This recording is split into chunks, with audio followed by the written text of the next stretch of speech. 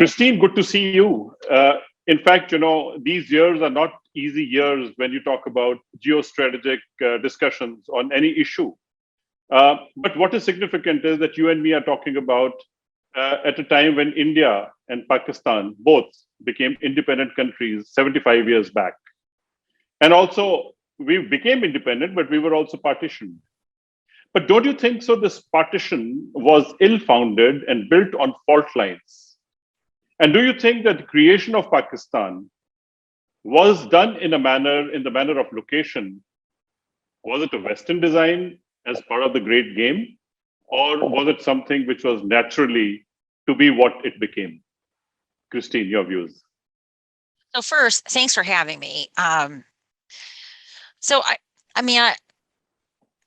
on the question of partition, I can say definitively the British did not want to partition India and Pakistan. This was not anything that the British had desired. And the reason for that was that they built a fairly complicated security architecture to manage threat frontiers coming from Russia via Afghanistan, as well as the Chinese, right? That they didn't want partition to happen doesn't mean that they were not culpable for the way in which partition did happen.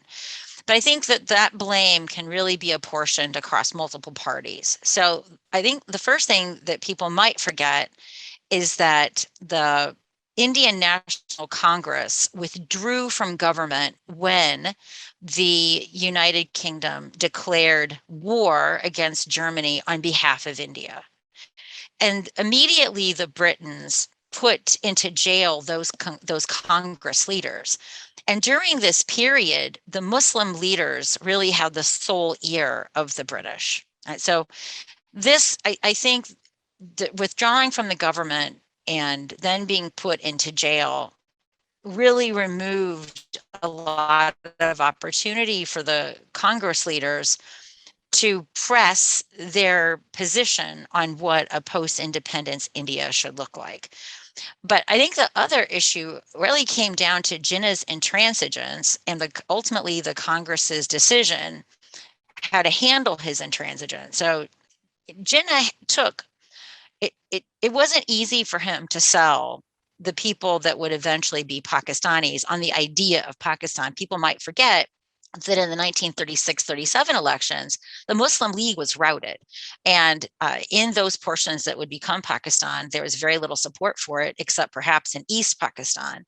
So he took the next decade before the 46-47 elections to basically do a lot of wheeling and dealing. He told different people different things what this Pakistan would be.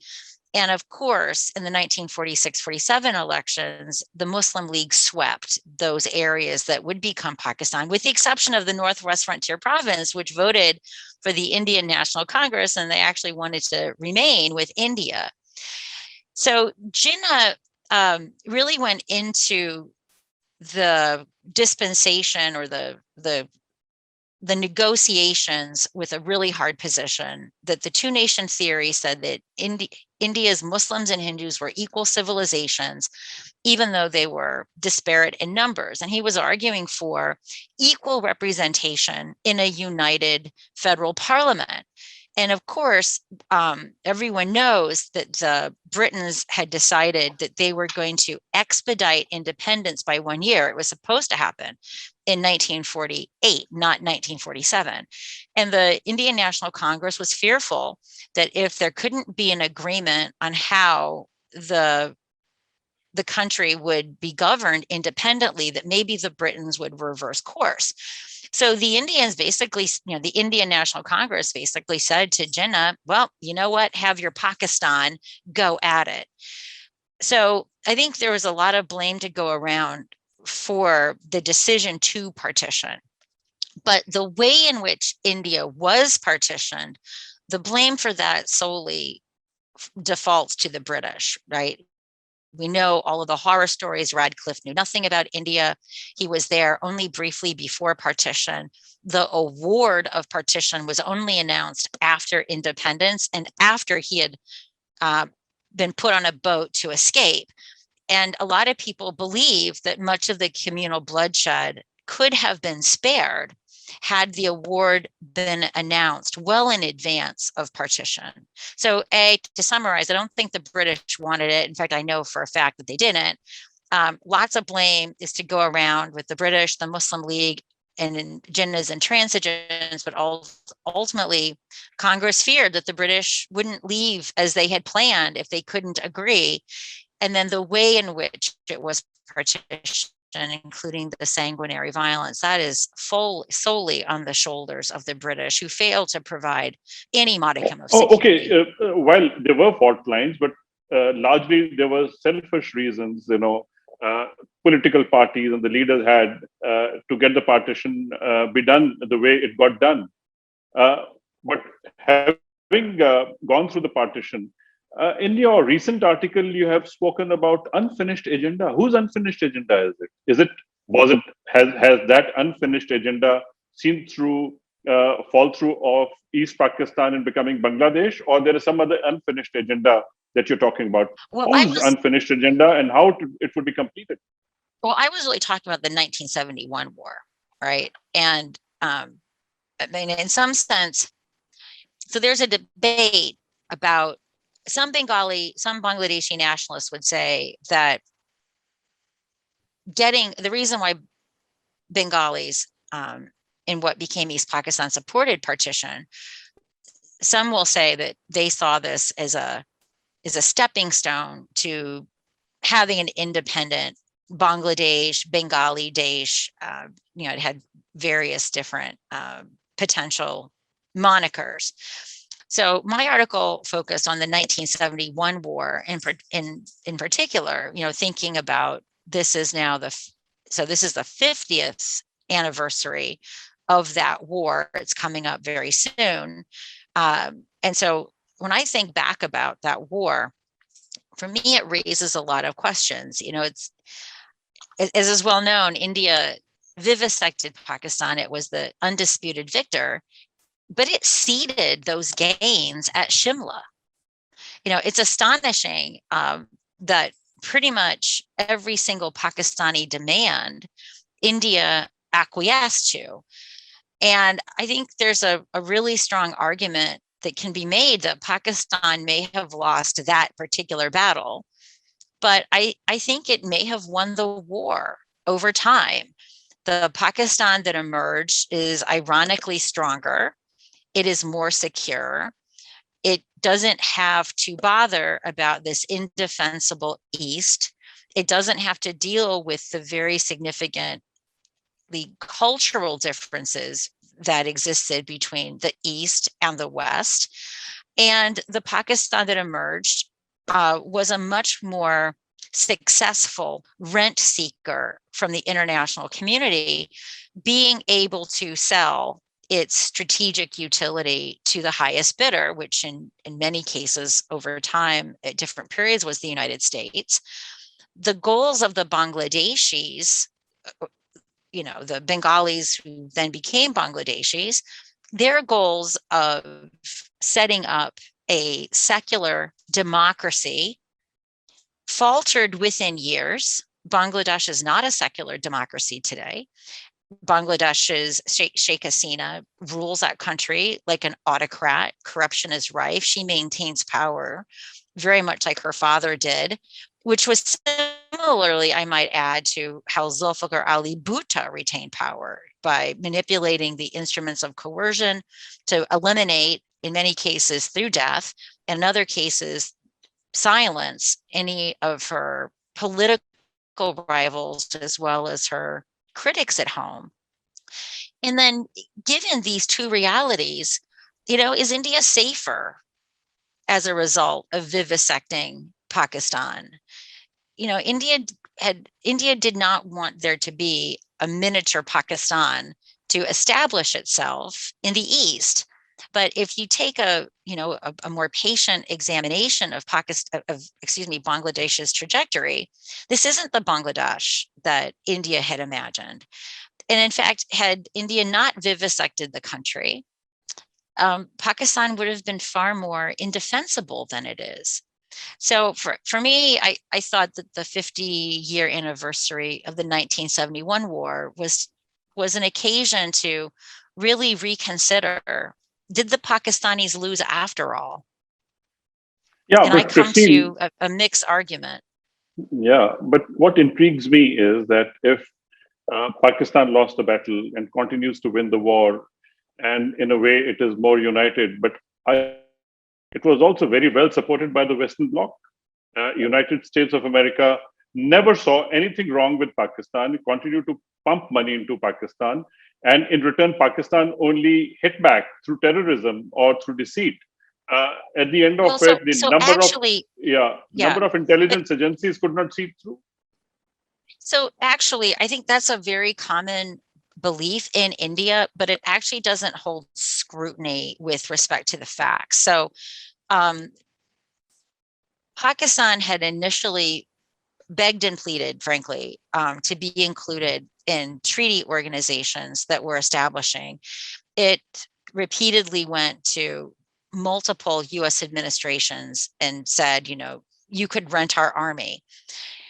But at the time, the Americans were still very much engrossed in the Marshall Plan, the efforts to, and it wasn't well into the 50s when the Americans decided that it was going to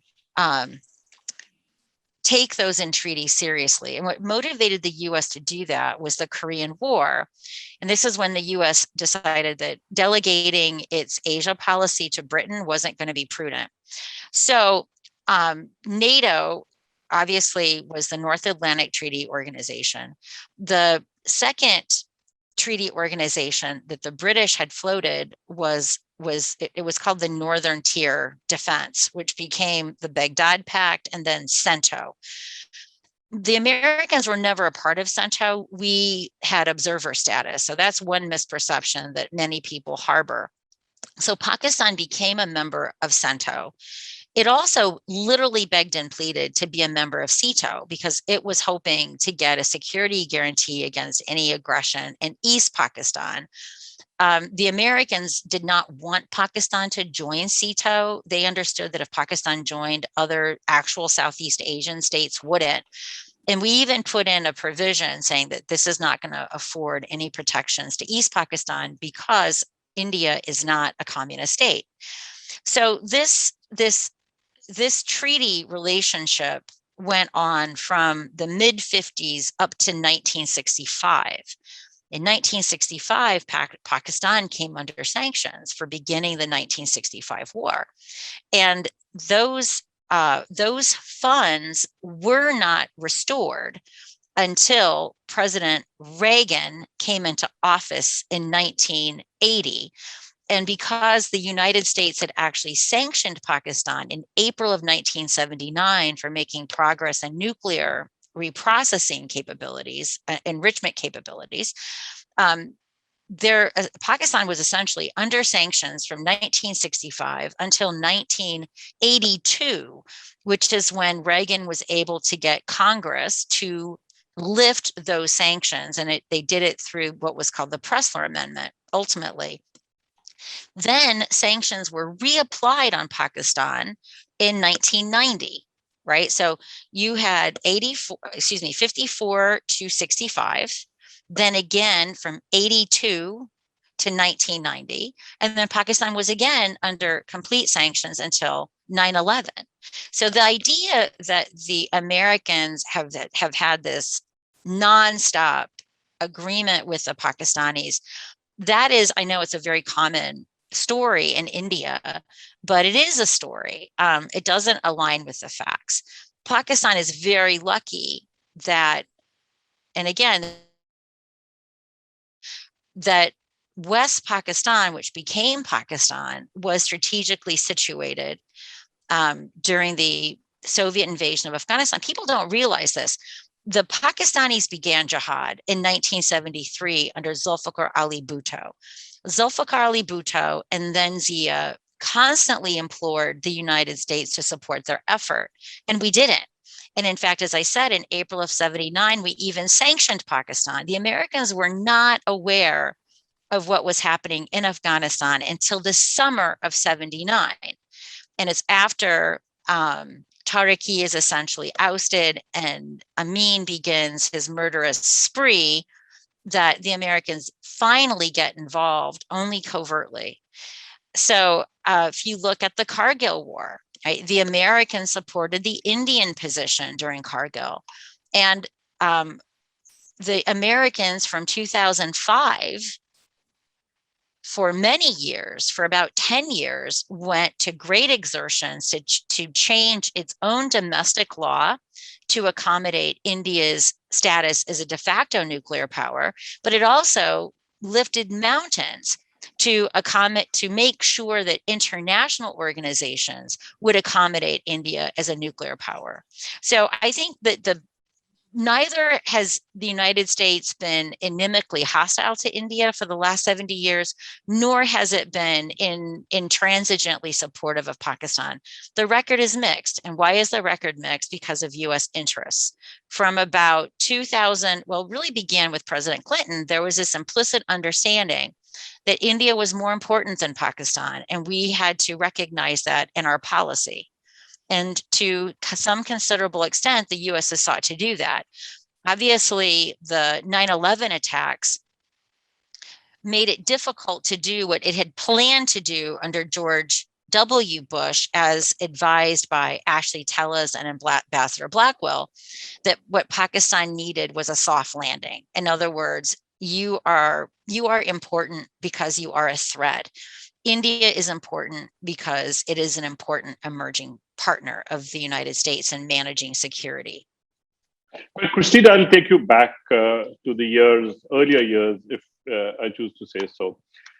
You have mentioned one or two things, like Bhutto started jihad in Afghanistan in 1973.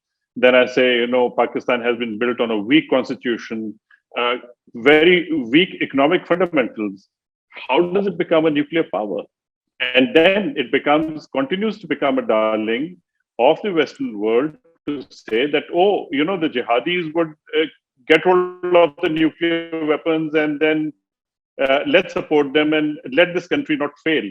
At the end of it, when you say that the Americans have not been hostile to India, President Richard Nixon and his NSA, Henry Kissinger, actually have been going around rallying support in favor of Pakistan during 1971 war. Well, what I said was the record is variable, right? Another Indian belief about the United States that Republicans are somehow more reasonable and advantageous for India than Democrats. But I usually cite the example, how do you explain Nixon and Kissinger? So this is why I say Pakistan has been really lucky that it has been able to be a rentier state, right? And the primary financier of that rentier state has been the United States. But the nuclear question is a fascinating one. I think a lot of people, particularly non-proliferation scholars, haven't bothered learning the real history of Pakistan. So, and its nuclear program. So Zulfikar Ali Bhutto, he argued when he was in Ayub's cabinet that Pakistan should have a nuclear weapon. And he began making those arguments as early as 1965. And his arguments were as follows. He knew that India had the subterranean nuclear explosion project. He knew that when China tested at Lopnar, that India would also have to develop a nuclear weapon because of its defeat in 1962. So he said to Ayub in 65, we know that India is going to require a nuclear weapon. And India actually did have nuclear institutions that the British had left. Many of the early Indian nuclear scientists had studied in England. The Pakistanis didn't even have a PAC actually until Zulfikar sets it up, right? So they are really behind the curve. And he says the 1965 war shows that none of our treaties matter because our treaty partners did not come to our defense in 1965, and in fact, they sanctioned us. India too was sanctioned, but Pakistan was more affected by the sanctions because it was so dependent upon our weapon systems, which it had procured because it was in this system of treaties. Ayub tells him, that is the dumbest thing I've ever heard. If India tests, we will get a bomb. One of our allies will give it off the shelf. And of course, Zulfikar knows that this is nonsense. So in the small ways that he can, he was also the minister of mining. And so in that way, he began trying to, in whatever limited way he could, begin Pakistan's nuclear weapons program right in 1965. But it's not until 1971 when the army is defeated and he becomes essentially the civilian autocrat, when he begins his quest for nuclear weapons in earnest. The Americans were not a part of this. We were not funding this. I mean, Pakistan was under sanctions. It had been under sanctions since 65, and further sanctions would come in place in April of 79. Carter despised Pakistan's nuclear weapons program. He viewed it as one of the most destabilizing things that it could do. Carter wanted to sanction Pakistan much earlier in 77. He's not able to do it until 79. And how is he doing this? Well, it's a really good question. We know that the Chinese were helping. We know that the Saudis were likely helping. This was behind his slogan that there's a Hindu bomb, there's a Christian bomb, there's a Jewish bomb. We need to have a Muslim bomb. So from 1979, from 1971 to 1982, Pakistan is working on its nuclear program, and the Americans are not involved at all. We are watching. We know what they are doing. And this, in my opinion, is one of the most disgraceful periods of US history. When the Soviets invaded in April of 79, Carter's national security advisor says to him that we're probably going to have to put on hold non-proliferation goals to work with Pakistan. So the sanctions that are already in place cannot be waived. They require a congressional waiver. Reagan can get them because Reagan is the one ultimately who wins the 19 election. So it took Reagan 2 years to get Congress to waive those sanctions so that aid could begin flowing to Pakistan. Now we know now, and there were US officials at the time who suspected that Pakistan had already developed a crude bomb by 1980. Somewhere between 1980 and 1984, Pakistan had developed a crude bomb. And it was in this period that we are getting congressional waivers to continue aiding Pakistan with security assistance. And there were people like Senator John Glenn who opposed this assistance because they were non-proliferationists. So eventually what happens in 1985 is that the Cold Warriors and the non-proliferationists, they're butting heads. The non-proliferationists do not want to waive sanctions because at this point, A.Q. Khan is already saying things like we're one screwdriver away from having a bomb. And we're hearing this. So what actually happens in 1985 is that the non-proliferation people and the Cold Warriors, they come to an agreement that involved the Pakistani Ministry of Foreign Affairs called the Pressler Amendment. The Pressler Amendment changed the red line from the previous sanctions, which were Glenn Symington, that were about enrichment thresholds. And what the Pressler Amendment said is if the US president will certify that Pakistan doesn't have a bomb, aid can continue, right? So Pressler enabled this aid to continue. And Ronald Reagan said that they didn't have, and so this also required a new deal that George Herbert Walker Bush had to negotiate with Zia. He said, look, you can't do anything that will make it impossible for President Reagan to certify you. You can't test a device.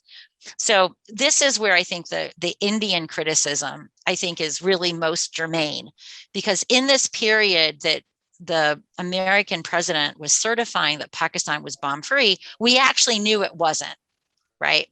And from 1982 to 1990, I believe that American security assistance, now, do I have evidence of this? Of course not.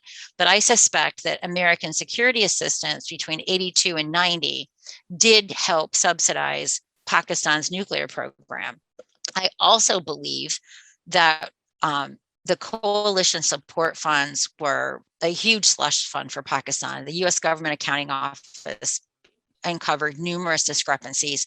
But for many years prior to 2008, it was never under any scrutiny whatsoever.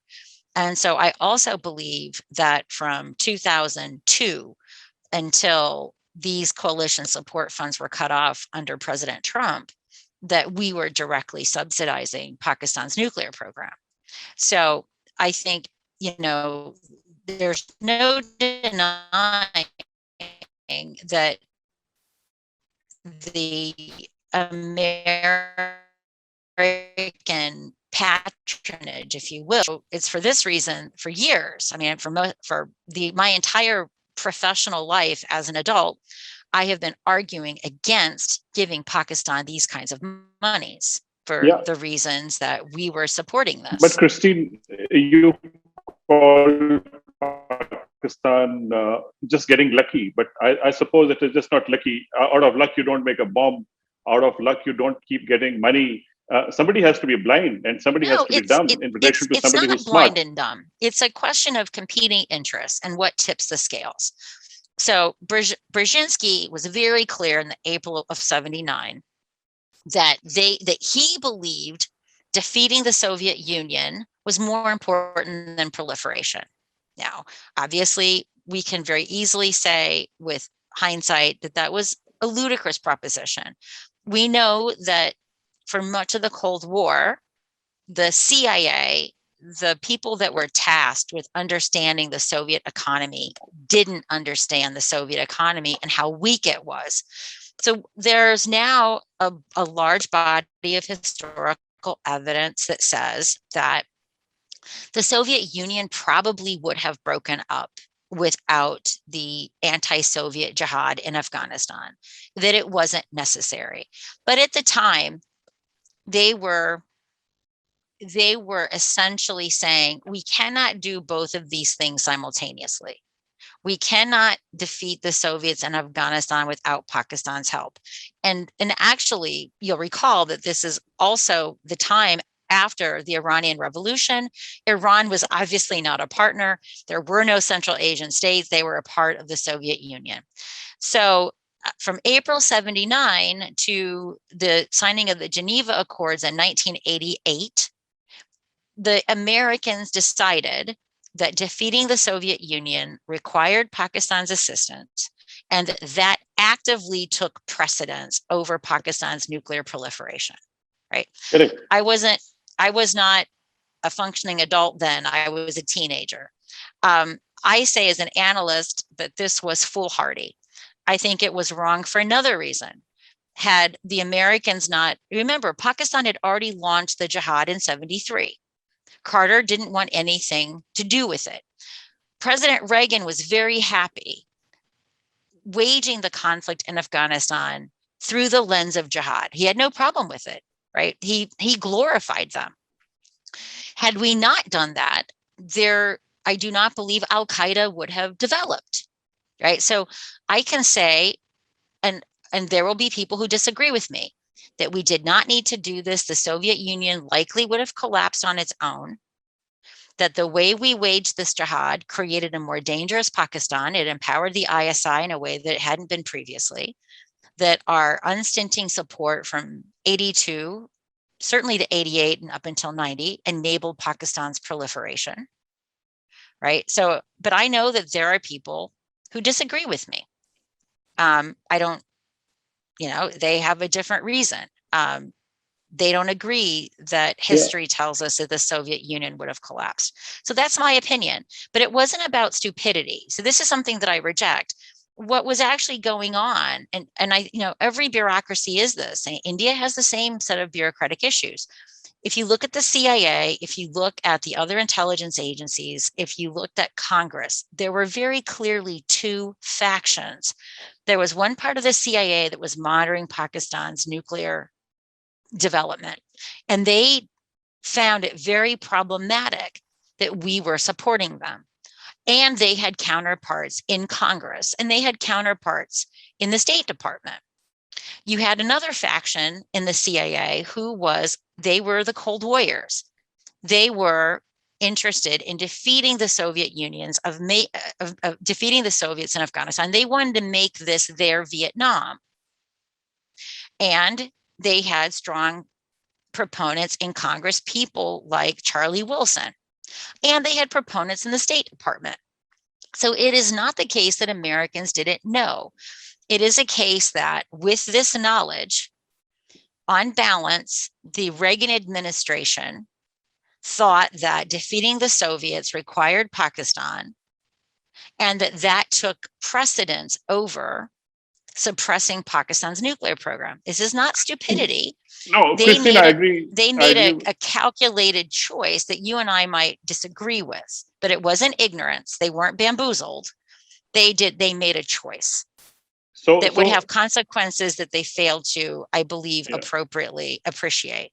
So that is how Pakistan turned lucky, because the United States required Pakistan in whatever shape it was, rentier or no rentier, but the dependency on Pakistan was most important than anything else that goes on there. Christine, you quoted Brzezinski. But let me make another argument. So, I mean, this is where, I definitely am I take radical departure with what the history of U.S. involvement has been. And my Afghan friends find this to be a revolting view. Had the Soviets been unfettered in what they did in Afghanistan, right? The Soviets didn't begin mass killing until there was a mass resistance. And this mass resistance was enabled by the Saudis, the Chinese, and the Americans working through the Pakistanis. What really struck me when I drove, this is now many years ago, you couldn't do that now or even a few years ago, in 2007, I drove I was a UN employee, so I actually had a driver. My driver drove us from Kabul to the Friendship Bridge. And then I got on another vehicle. Actually, I took a ferry. The Friendship Bridge hadn't been open. I was on a ferry. I went through customs in Tajikistan, and then I drove from the border to Doshanbe. And the thing that immediately, as soon as you cross the Amu Darya, you see women working, women are educated, you see women running around, you see girls on bicycles. And I remember as a young girl, Gloria Steinem was my hero, I think, as every young feminist was. Gloria Steinem said, "We are backing the wrong side. The Soviets want to educate women and girls. The Soviets want to bring some modicum of equality, and we are supporting these backwards religious lunatics." She was adamant. And as I was crossing the Amu Darya, I understood how right she was. Okay, I will turn it around in a manner that, when you talk about Brzezinski and the Great Game, of course, Soviet Union was a big reason for the Great Game the way it folded, but game has gone through different shades. Actually, Great Game has been played through many small different packs of tricks. And as a result, so many tricks put together ultimately have become very chaotic. And at the end of the day, Pakistan Army, you call them lucky, or Pakistan as a state turning lucky. But at the end of it today, what Pakistan Army, going back to the days of East Pakistan, what they did there, now the same army has entered Afghanistan. I think the innocent people of Afghanistan, of course, they have a dispensation. It has been imposed on them, and Pakistan is fully supporting the dispensation. And the Pakistan Army's regular forces participating in a manner that they are doing there, I suppose it is going to trigger another genocide as it happened in East Pakistan. So do you find any commonality of how the Pakistan Army would pan out, and then ultimately the turmoil that would come back to haunt us as it did in 1971 in Bangladesh? I know it is not the same thing, but it is the same army doing similar things. So in the pack of tricks that goes on now, I think the trick masters have changed. The Chinese and the Russians, with Pakistan on the lead, has gone in. What is Americans' point of view? Is American going to be an onlooker to see these tricks being played as part of the great game, or there is no great game at all? So, I mean, the great game, had a particular historical connotation, and I'm not a big fan of taking things out of their historical context and applying them to something else. But I do think there's a lot of irony, right? I mean, years ago, if you had known me, I used to quip. Look, I've been screaming about the U.S. policy towards Pakistan ever since, I don't know, 2005 or earlier than 2005, around 2003, 2004. I went to Pakistan and really had learned considerably what the Pakistanis were doing vis-a-vis the Taliban. And I remember coming back. I was at the time at the Rand Corporation, and I was on a DOD. It was a DOD funded trip, and I briefed a senior member of the DOD. He was on Rumsfeld's staff, and I told him, I said, you guys are really not getting what's happening here. They are actively supporting the Taliban. They are getting the Americans. You have to understand, in 2004, thought the Taliban had been defeated. They didn't quite understand that they had just been routed, and that they were taking advantage of being in the federally administered tribal areas in Balochistan to regroup, consider new tactics, and then launch an all-out assault on Afghan and U.S. NATO forces. People call it an insurgency. I don't like to call it an insurgency. I prefer to just call it the launch of the proxy war began. And when I arrived in Afghanistan as a UN employee in 2007, I can tell you that U.S. NATO forces didn't even then believe that this proxy war had officially begun. Even though the suicide bombing had already begun, all the revelations that happened in Iraq were happening with a lag in Afghanistan, right? So by the time there was this full understanding, the Americans were really quite confident in their Pakistan, and people forget that there were two wars. The Americans were fighting two wars in Afghanistan. One was what was called Operation Enduring Freedom, and that was really focused upon Al-Qaeda. The second war would eventually become rolled up into the ISAF mission, which was a more general state capacity building mission that had many problems. But if people were to go back and remember, the Pakistanis, they were not allies of Al-Qaeda. They were not. And so whenever someone would show up in Pakistan, whether it was Condoleezza Rice, Secretary Powell, there would always be some gift of Al-Qaeda bundled up, right? There was always some Al-Qaeda number 3 being captured, never Al-Qaeda number 2 or 1. And there were all these other low-level guys being rolled up. So just as we saw it with defeating the Soviet versus preventing Pakistan from proliferating further, there began to be set up in the CIA and in the DOD very significant rifts. The people that were on the Al-Qaeda task, they thought Pakistan was great because Pakistan was rolling up Al-Qaeda. They were letting us kill people. The people that were beginning to understand that a proxy war began and that Pakistan was behind it hated Pakistan. Within the DOD, we had two factions. We had ODRP, which is the Office of Defense Representation Pakistan. Their whole job was to sell Pakistan shit. They loved Pakistan. They were based in Pakistan. You can imagine how they were feted. Ordinarily, the chief military representation in the country is usually a lieutenant colonel, sometimes a full colonel, but usually a light colonel. And they are the defense attaché. At the highest point, ODRP had a 4-star general, right? So this distorted. Who do you think a 4-star general is interacting with? Vice a lieutenant colonel, right? This distorted the way in which the Pentagon of this part of the Pentagon viewed Pakistan. But all of the men and women that served in the Pentagon hated Pakistan because they saw who we were fighting. And so this isn't a story of ignorance and befuddlement. It's No, but then what you're saying it's is, a more complicated story you are saying about interagency failure. yes. So you are saying one country, so to say, a superpower with two policies. Of And I course. don't know if you have two policies, Absolutely. would it have a common objective? I do not know, because with They two can't policies, have you can't have common objectives.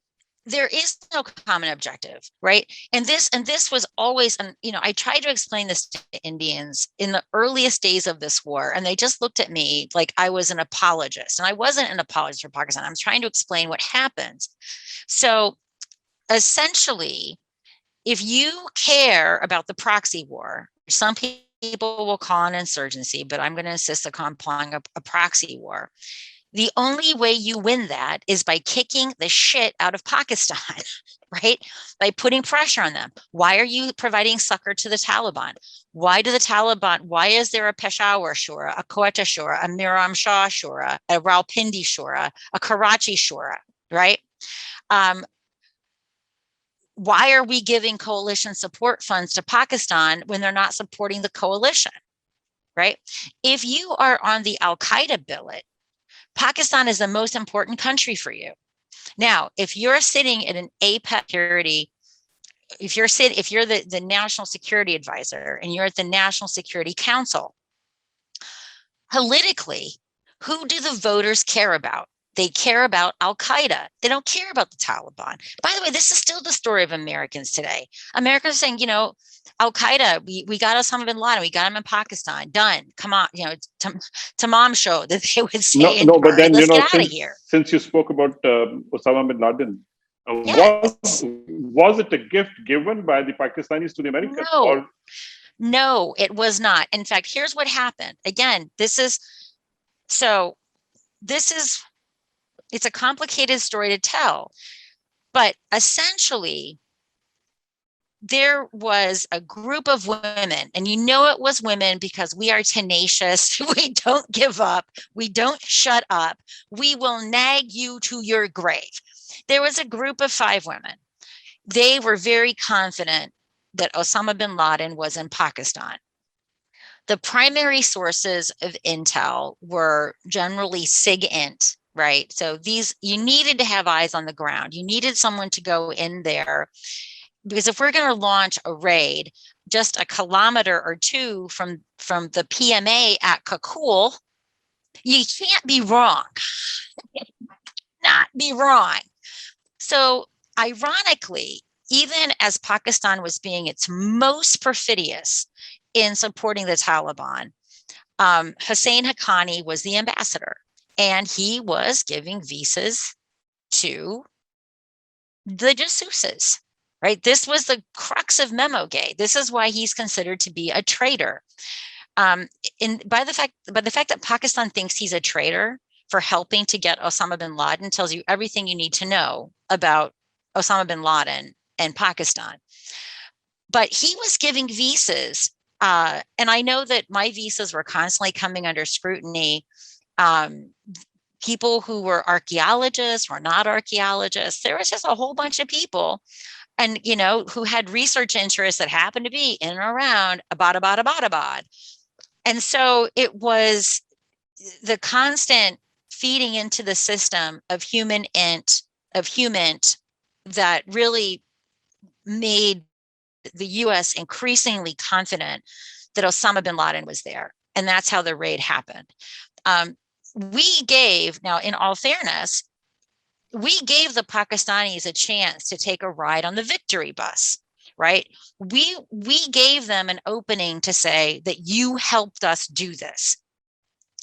Pakistani ambassadors all over the world decried the American violation of space and so forth. They made it clear that they wanted no part in taking credit for killing Osama bin Laden. And I think that's stunning. And while the Americans have no direct evidence, and that's a fact, I mean, there's been no direct evidence found that the Apex ISI chief knew that Osama bin Laden was there. in fact, intelligence agencies to undertake efforts to shield their chief from knowing about such things, like the Iran-Contra scandal is a really good example of that. So you use these delegated authorities so that your chief is never exposed, right? But we have no intelligence that makes us think that the ISI chief knew. But what we can say is they haven't bothered finding out who did harbor him. Yeah, but then there's been no right. I know you're not saying this, but I would still say that was he not the state guest of the deep state?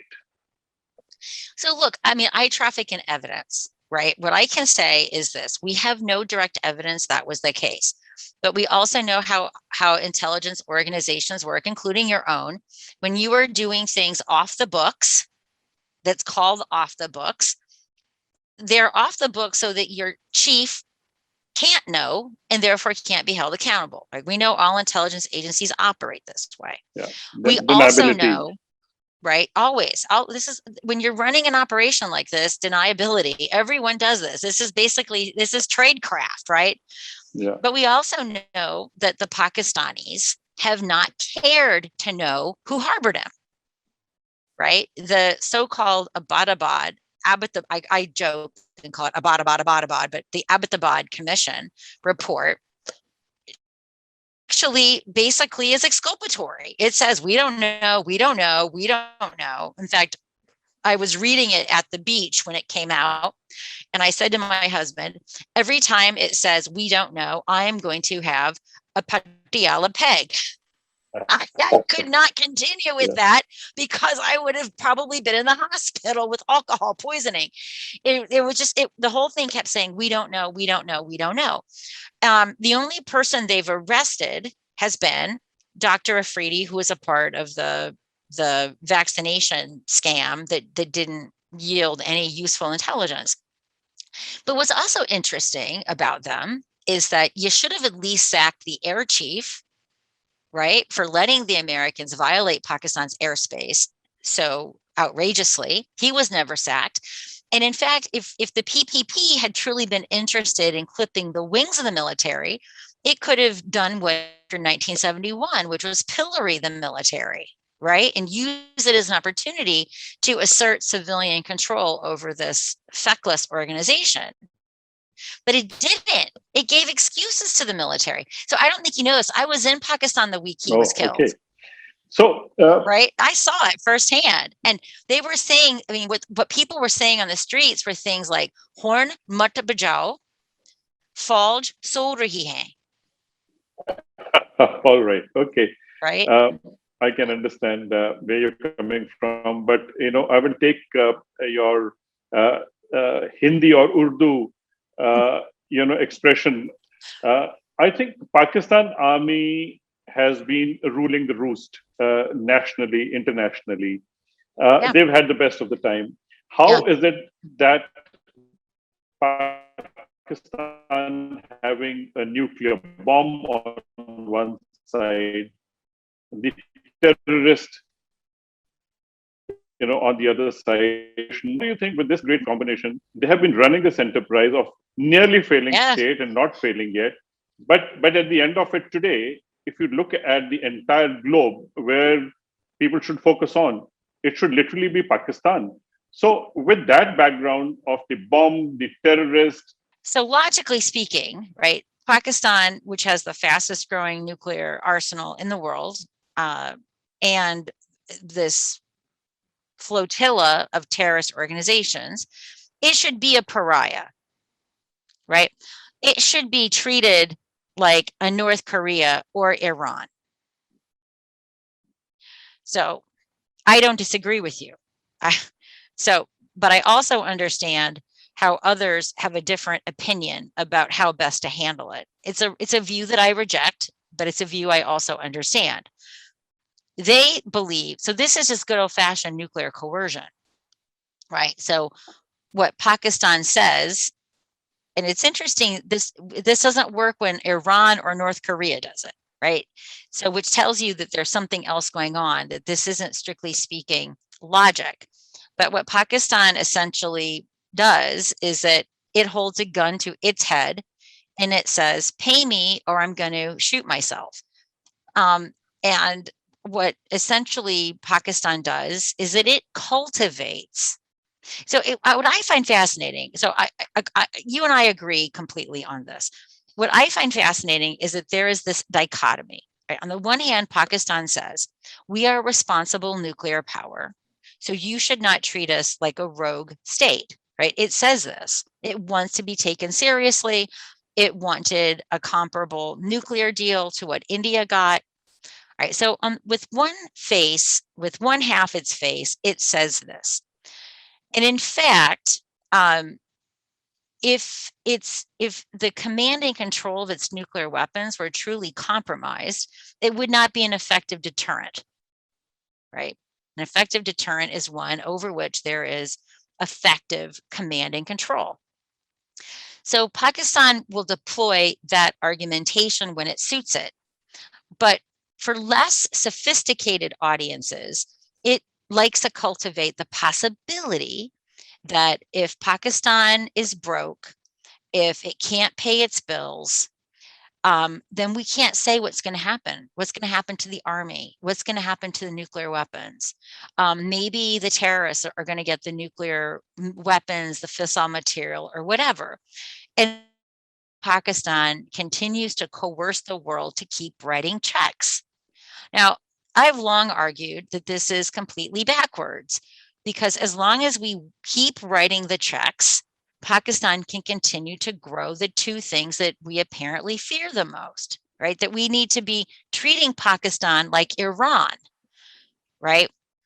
My arguments, they fall on deaf ears. And I think one of the reasons for that is that the Pakistanis have really cultivated very effective information operations. You have Michael Kugelman over there at the Wilson Center. There's no crime too egregious for Kugelman to exculpate. You have folks at the Stimson Center who are dependent upon Pakistani visas and access to get grants to allegedly have insights into Pakistan's nuclear program. Michael Crapon will go out of his way to not criticize Pakistan. The same thing with Perkovich and Toby Dalton. I've seen their congressional testimony, and it's shockingly terrible. So you have, and then of course, Pakistan has bought a lot of lobbyists, right? Lobbying is a large budget for it. And then it also uses illegal when you say lobbyists from where? Well, lobbying is legal in the United States. So there are firms that Pakistan has hired over time. Many firms, in fact, they go to Congress and they argue on Pakistan's behalf. And the US Congress, especially the House of Representatives, not very, very well versed in history or really anything. Think our Congress is like India's Lok Sabha. You don't think of your MPs as terribly historically astute. No, but then Congress should know that these are lobbyists and they do a paid job. So if they are doing a paid job. This is what you have to understand about American politics. You have to understand this. Lobbyists buy both sides of the aisle. I mean, it's one of the most baffling things. I mean, so we have essentially taken corruption and we've legalized it. That's how it works. And so what they'll do is, let me give you an example. What lobbyists can do for you is they can help you win your seat, right? They can generate campaign funds for you. Now, so here's the sad fact about politicians. I'm sure your MPs are no different. They care more about winning re-election than they care about doing the right thing. Am I wrong? Well, you would know because you know it. This is true everywhere. I mean, it's the appalling state of affairs. People take an oath to protect the Constitution, right?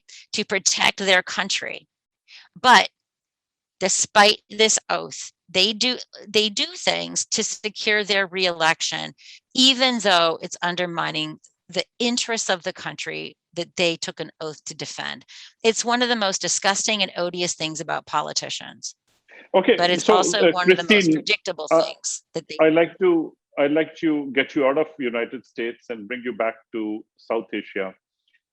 With what is happening here, and we've discussed the DNA of Pakistan, I'm now looking at your prognosis on how do you think South Asia, and more so Pakistan, doing whatever it does, whatever it is best at doing, the China, Pakistan, India triad are going to really pan out?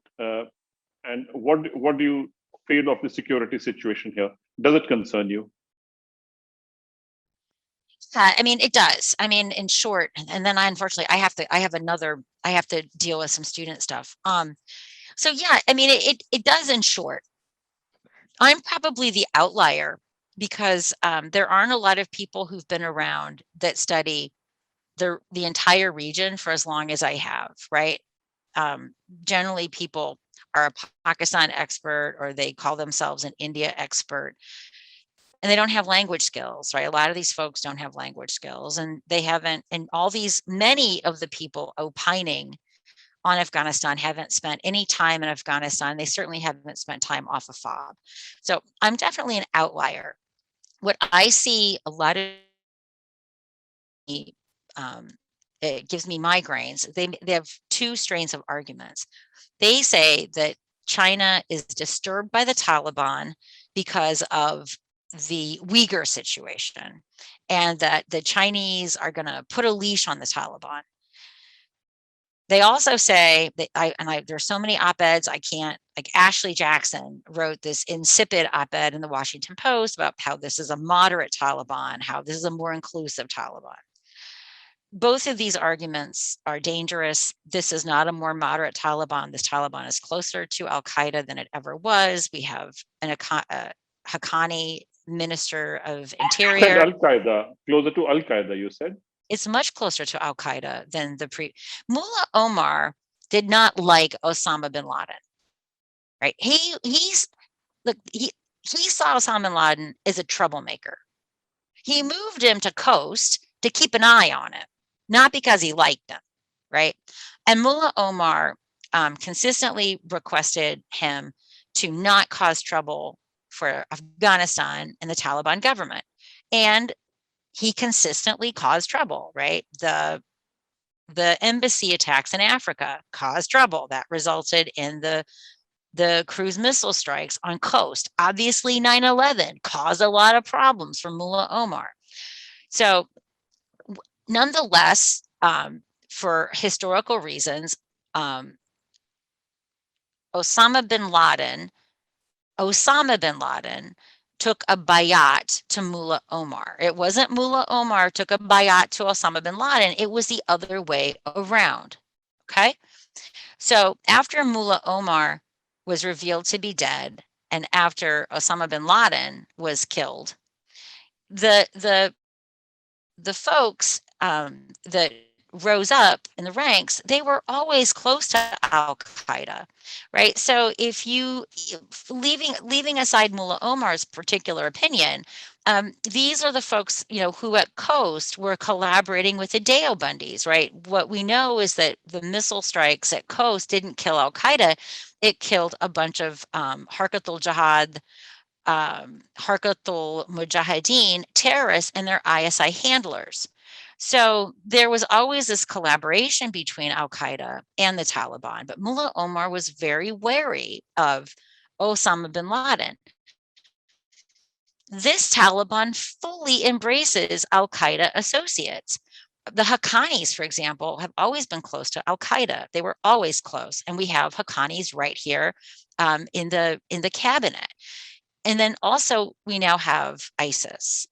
The Chinese do not care about stability in Afghanistan. All the Chinese care about is the Taliban agreeing to let them get minerals out of the ground and to market.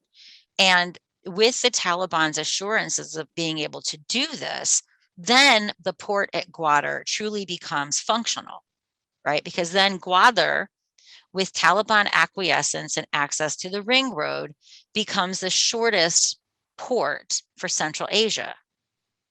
So the Chinese are only going to ask minimal things of the Taliban. Just let us do our shit and get our stuff out of the ground in safety. And people forget, or maybe they didn't know, that the Taliban and China had a memorandum of agreement before 9/11. The Chinese provided them arms. The Chinese provided communications infrastructure. There was even a case in India. It was a Chinese firm making telecommunications products for the Taliban. The Indians obviously kicked them out, but that was happening on Indian soil. So my problem with a lot of these insouciant prognoses is that these are by people who decided to call themselves an Afghan expert a few years ago, for whom history began in 2010. So, very interesting perspective. So are we saying that actually Pakistan Army, Al-Qaeda, Taliban are all going to be security guards for the Chinese to extract minerals from there? And Yes. and Yes. that is how the stability would come, only for the sake of Yes. Chinese. Don't disturb Yes. Chinese. They are at work, and we will guard you. That's right. So Exactly. So do you think this calculation that I'm talking about, or this formula that I'm talking about, for the sake of Chinese, will see some amount of stability? Otherwise, I do not know. I would like to ask you in Punjabi, Pakistan da ki hoega? Wo hi hovega. This is the other thing about Pakistan that people don't get, right? Kuch nahi hovega Pakistan nu. Kuch hovega Pakistan de under. Lekin Pakistan nu kuch nahi hovega, right? As long as the under samajh gaye ji. As long as the Pakistani Taliban don't attack the Punjab, they don't care. As long, and they typically don't. I mean, they made a big miscalculation in 2009 when they attacked in Bunair, and then they went and began attacking in the Punjab. Like, they attacked the Punjab police. They began attacking. We used to call in those days Islamabad Islamabad, right? Because there was so much violence that was going on. And when they came after the Punjab, that's when Punjabis decided that the military had to do something. But as long as they are killing people in the Northwest, well, now Khyber Pakhtunkhwa, in Fatah, and in Balochistan, this is just called collateral in support of the Pakistani victory in Afghanistan. Because, Pakistanis don't care if Pashtuns die. They don't. And of course, there's a class of Pashtuns that are part of the ruling elite, right? And this does create some friction between the Punjabis and the Pashtuns. But, I remember, for many years, I went to Pakistan. I spent so many summers there. People basically would say, as long as the craziness happens to the west of the Indus, it doesn't matter to us. So it's when they cross the Indus, like Bunair was the beginning of the end for these guys. And I don't think they're going to make that mistake again. So in a manner, I mean, not that you're saying it, but I would say Pakistan Punjab owns the army and army owns the Pakistan. Is that the pecking order? Correct. That's the pecking order. So, Nehru was really, he doesn't, it's very popular to piss on Nehru, but Nehru actually did something that Jinnah never did. As independence was looming, he actually studied what makes some post-colonial countries coup prone. And he was very fearful of the Punjab because of martial races, no offense, sir, the domination of Sikhs. I mean, I'm sure you've noticed this yourself. Sikhs serve at disproportionate numbers relative to their population, but the number of Sikh army chiefs has never been representative of Sikhs in service, right? Nehru was very worried that with the concentration of army experience in the Punjab, that it would be very coup-proof. So this is why he supported raising non-martial race regiments. And he was actually not remotely concerned that he was losing much of the Punjab, right? Because with a good chunk of those Punjabis out of India's hair, the Punjabi share of the military had actually declined, and it became a much more manageable problem. So Nehru did a lot of thinking about how do we coup-proof. And we know this because of his writings and his thinkings. And some of the, and so he began making defense reforms. Partition and independence happened. Jinnah never understood this. That the Pakistan that he inherited, right? We know Bengalis were never a martial race. There were no Bengalis in service. Sindhis were not a martial race.